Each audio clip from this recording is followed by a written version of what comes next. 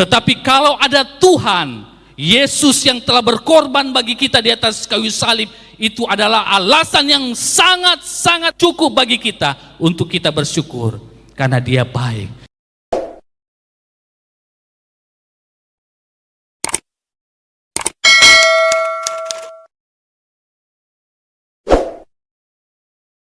Bersyukurlah kepada Tuhan, sebab Ia baik, bahwasanya untuk selama-lamanya kasih setianya. Di dalam perjalanan kehidupan kita, dengan segala masalah, dengan segala tantangan yang sedang kita alami, apalagi di masa-masa pandemi ini, firman Tuhan mengajar kepada kita untuk bersyukurlah kepada Tuhan, sebab Ia baik, bahwasanya untuk selama-lamanya kasih setianya. Kalau kita bertanya, untuk apa saya bersyukur kepada Tuhan? Saya cuma mau jawab satu lewat ayat ini. Sebab Tuhan baik. Tuhan baik apanya? Kalau saya mengalami sakit penyakit, iya, tetap Tuhan baik. Kenapa? Karena kamu masih bisa bernafas. Tuhan baik apanya? Kalau saya belum kaya, kamu bersyukur. Kalau kamu masih hidup, kamu masih bisa bekerja. Tuhan baik apanya? Kalau misalnya orang yang saya kasihi harus meninggal dunia, kamu harus bersyukur. Kenapa? Karena Tuhan sudah menjamin keselamatan di dalam Yesus Kristus. Jadi begitu banyak alasan di dalam kehidupan kita kenapa kita harus bersyukur. Tetapi alasan yang paling utama untuk kita bersyukur, karena Tuhan baik. Tuhan baik, Tuhan baik, Tuhan baik. Tuhan baik bukan kita lihat dengan apa yang sedang terjadi di dalam kehidupan kita, tetapi kita melihat kebaikan Tuhan dengan apa yang Tuhan sudah buat bagi kita di atas kayu salib.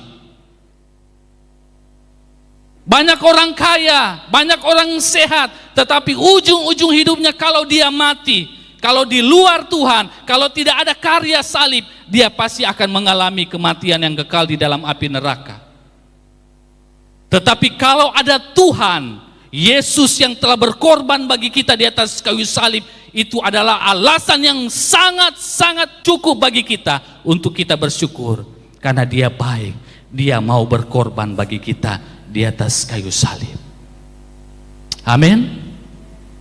Bersyukur, mengucap syukur itu adalah perintah Tuhan. Kalau kita lihat di dalam 1 Tesalonika 5 ayat yang ke-18, mengucap syukurlah dalam segala hal, sebab itulah yang dikehendaki Allah di dalam Kristus Yesus bagi kamu. Di dalam segala hal, di dalam keadaan susah atau senang, kaya, miskin, sehat, sakit, kita harus belajar mengucap syukur. Kenapa? Karena itu yang Tuhan mau di dalam kehidupan kita. Terus bagaimana kalau doa-doa kita belum dijawab? Apakah saya harus bersyukur? Yang menjadi bagian kita, yang menjadi urusan kita yang harus kita lakukan yaitu bersyukur. Yang menjadi bagian Tuhan yaitu menjawab setiap doa-doa kita sesuai dengan kehendaknya.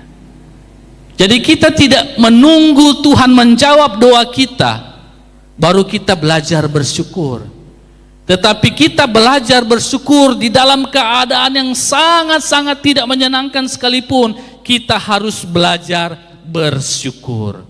Amin. Karena syukur, ucapan syukur itu adalah bahasa iman. Kita belum melihat apa yang kita doakan, tetapi kita sudah berkata, Tuhan terima kasih Engkau baik. Itu adalah bahasa iman.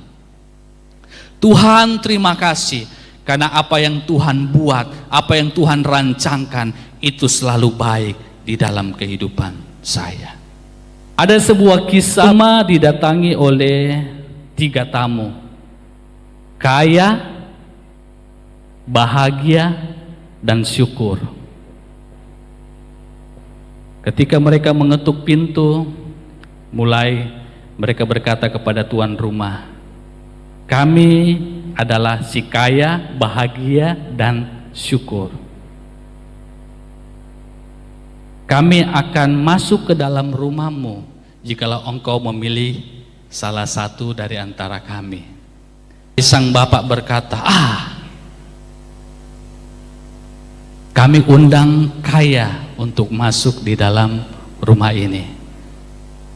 Tapi kemudian ibu berkata, tidak, jangan bapak, lebih baik kita undang saja bahagia. Tetapi anaknya, dia sering ikut sekolah minggu, dia berkata, enggak papa, mama, lebih baik kita undang syukur.